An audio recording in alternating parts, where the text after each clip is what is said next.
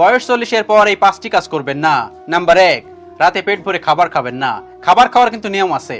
1 ভাগ খাবার, 1 ভাগ পানি আর 1 ভাগ খালি রাখতে হবে। 3 ভাগ করতে হবে।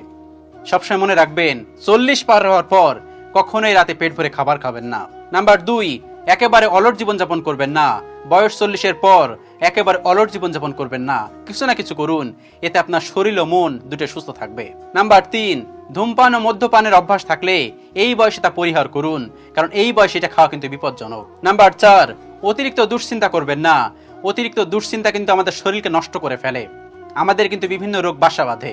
বি কেয়ারফুল, অতিরিক্ত দুশ্চিন্তা করবেন না। আর বয়স 40-এর পর কখনোই দুশ্চিন্তা করবেন না।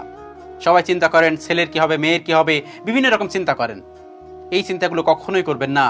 40 বয়সের পর নিজের শরীরের প্রতি যত্নশীল হন। নাম্বার 5, নিয়মিত হালকা ব্যায়াম করার অভ্যাস গড়ে তুলুন। নিয়মিত হালকা হালকা ব্যায়াম করুন। সকালে একটু হাঁটতে পারেন।